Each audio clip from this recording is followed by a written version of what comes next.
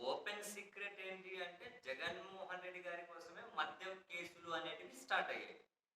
మొదట సీఐడీ అన్నారు. ఏం దొరకలే. తర్వాత సిట్ అన్నారు. ఎక్కడ లీడ్ తీసుకోవాలో అర్థం కాలే. విజయసాయి రెడ్డి గారి దగ్గర ఇన్ఫర్మేషన్ ఏదో స్టార్ట్ అయింది. సో, మొత్తం మీద ఒక లీడ్స్ అన్నా దొరుకుతాయని రకరకాల వ్యక్తులనైతే అరెస్ట్ చేసుకుంటూ వచ్చారు. ఎప్పుడైతే ధనుంజయ రెడ్డి, కృష్ణమోహన్ రెడ్డిని అరెస్ట్ చేశారో, సరే ఇంక జగన్మోహన్ రెడ్డి గారికి చేరుకునే క్రమంలో చివరి మైలురాళ్ళకొచ్చేశారు.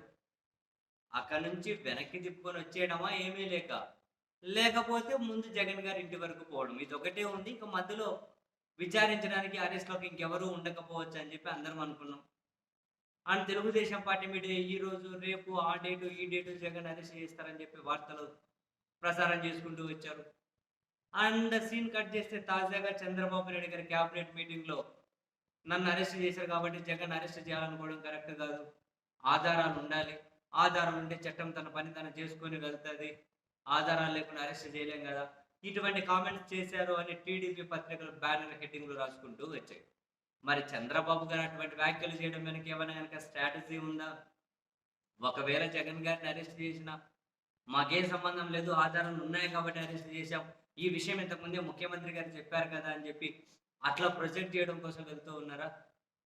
లేకపోతే ఆధారాలు లేవు కాబట్టి ఈ కేసును వదిలేద్దాం అనుకుంటున్నారా? ఏమో తెలియదు. ఆయన ఎందుకు ఆ వ్యాఖ్యలు చేశారు.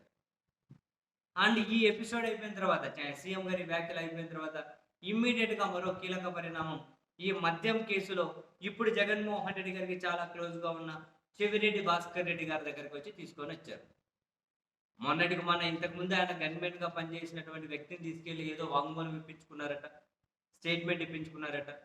నిన్నటికి నిన్న వాళ్ళ పిఏ వాళ్ళ డ్రైవర్‌ను పిలుచుకొనెళ్లారట. వాళ్ళ దగ్గర స్టేట్‌మెంట్‌లు తీసుకున్నారట. వీటి మీద చెవిరెడ్డి భాస్కర్ రెడ్డి మాట్లాడారు.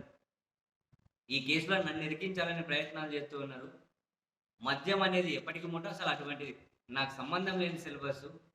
మీరు మొత్తం దీంట్లో ఎవరెవరిని మీకు కక్ష ఉంటే వాళ్ళని ఇరికించాలంటే ఇరికించాలనుకుంటున్నారు. మరి నా కింద పనిచేసే వాళ్ళను చిన్న బతుకుల మీద మీకెందుకు ప్రతాపం? నన్ను తీసుకెళ్ళండి.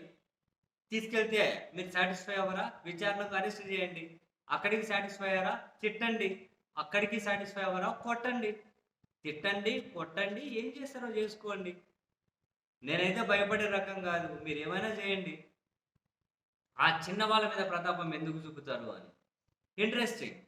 ఈ అరెస్ట్‌ల దగ్గరికి ఆగిపోయింది. నెక్స్ట్ ఇక జగన్ వరకు వెళ్ళడమా లేదా అన్నది ఒకటే తేలుతదనుకుందాం. కానీ ఇది ఇంకో టర్న్ తిరిగింది మళ్ళీ. చెవిరెడ్డి భాస్కర్ రెడ్డి గారి దగ్గర. మరి ఈయన ప్రమేయం ఎక్కడి నుంచి వచ్చిందో మనకు తెలియదు.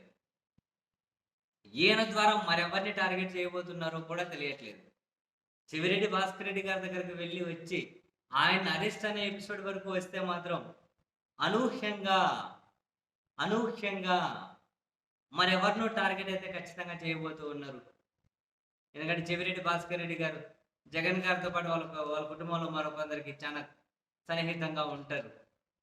మరి చెవిరెడ్డిని టార్గెట్ చేస్తే నెక్స్ట్ విచారణ సంస్థ అంటే విచారణ సంస్థ అనే కంటే నెక్స్ట్ పాలకపక్ష టార్గెట్ ఎవరు అన్నది ఆసక్తికరం. ఇంట్రెస్టింగ్. చూద్దాం ఎక్కడికి తీసుకెళ్ళి ఆపుతారు.